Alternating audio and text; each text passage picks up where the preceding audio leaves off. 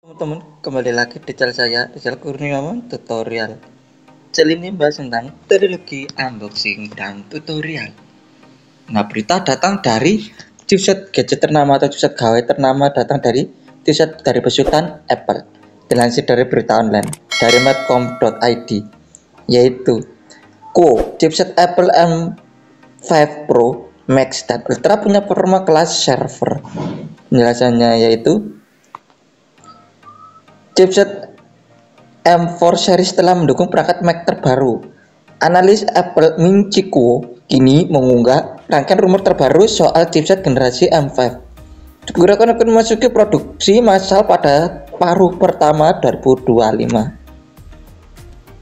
Chipset M5 dipabrikasi menggunakan node N3P 3 nanometer TSMC, menandakan konsumsi daya 5 hingga 10% lebih rendah dibandingkan dengan proses M3A pada generasi M4, namun diklaim mampu menyuguhkan peningkatan performa 5% dari proses produksi.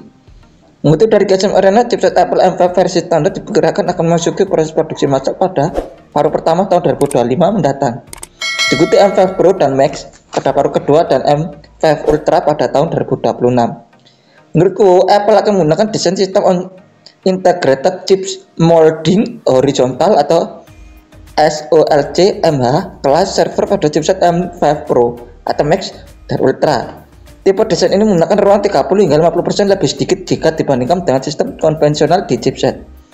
Hal ini dapat diterjemahkan menjadi peningkatan performa thermal dan throttling lebih rendah. Selain itu, Apple diperkirakan akan membedakan desain CPU dan GPU pada M5 series. Dapat diterjemahkan menjadi peningkatan performa jauh lebih baik.